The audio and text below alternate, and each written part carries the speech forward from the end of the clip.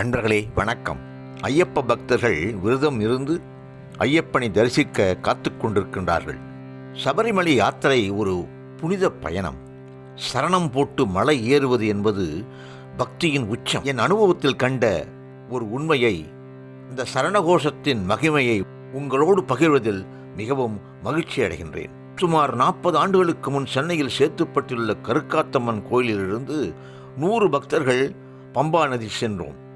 பம்பா நதியில் நீராடிவிட்டு எல்லோரும் 10 பேராக பிரிந்து மலை ஏற ஆரம்பித்தோம். அப்பொழுது குருசாமி என்னிடையே கூப்பிட்டு, ஐயா, இந்த எவர்சில்வர் பக்கெட்டை எடுத்துக்கொண்டு சன்னதி வந்து விடுங்கள் என்று சொல்லிவிட்டார்.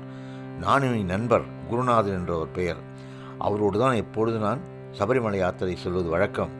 ஒருவரை ஒருவர் பார்த்து கொண்டோம் என்று யோசிக்கின்ற வேளையில் குருசாமி மீண்டும் ஒரு வயதானவரை எங்களோடு இணைத்து விட்டார். இவர்கள் இருவரும் பக்கெட்டை தூக்கிக்கொண்டு மெதுவாக வருவார்கள், ஆகையால் இவங்க இருவரையும் நீ சேர்ந்து வாருங்கள் என்று அந்த முதியவரையும் எங்களோடு அனுப்பித்து விட்டார். பிறகு நாங்கள் மூவரும் கன்னிமூல கணபதிக்கு தேங்காயை உடைத்துவிட்டு நீலிமலை ஏற்றம் ஏற ஆரம்பித்தோம்.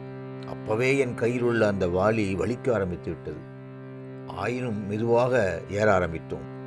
முதியவரோ மிகவும் மெதுவாக ஏறுகிறார். நானும் என் நண்பரும் ஒருவரை பார்த்து கொண்டோம். என்ன இப்படி இருக்கிறது என்று சற்று மனம் தளர்ந்தோம். சபரிமலை அடிக்கடி போய் வருகின்ற பக்தர்களே, உங்களுக்கு தெரியும், 40 ஆண்டுகளுக்கு முன்பு இப்போது உள்ள அந்த மருத்துவ வசதியெல்லாம் கிடையாது, பாதையும் இப்படி இருக்காது. இந்த நிலையில் அந்த முதியவரை அழைத்து கொண்டு வலுவான அந்த வாளியையும் எடுத்துக்கொண்டு எங்கெல்லாம் அந்த முதியவர் சோர்வு அடைகின்றாரோ அங்கெல்லாம் ஓய்வு எடுத்துக்கொண்டு சரணகோஷம் நானும் என் நண்பர் குருநாதனும் இடைவிடாமல் கோஷமிட்டு வருகின்ற நேரத்தில் பாதைகளை கடந்து மலை ஏறி சன்னிதானம் வந்தடைந்தோம்.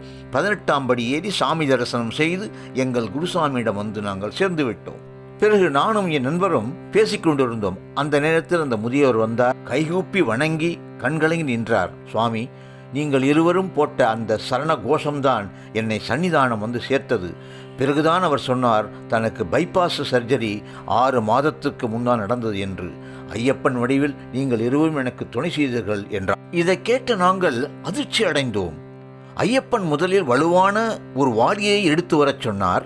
பிறகு வயது முதிர்ந்த நலமில்லாத ஒரு நபரை பாதுகாப்பாக அழைத்து வர கட்டளையிட்டிருக்கின்றார். அன்பர்களே, அவன் கருணையினால் தான் இது நடந்தது. எங்களோடு ஐயப்பன் பயணம் செய்திருக்கின்றான். சரணகோஷம் செய்வதால் நம் உயிரில் கலந்து விடுகிறான் ஐயப்பன். சரணகோஷம் செய்யுங்கள். அவன் சரணகோஷ பிரியன், சர்வபூத தயாபரன், பக்தர்களை கைவிடுவதில்லை என்று சொல்லி இந்த அளவிலே முடிக்கின்றேன். நன்றி, வணக்கம்.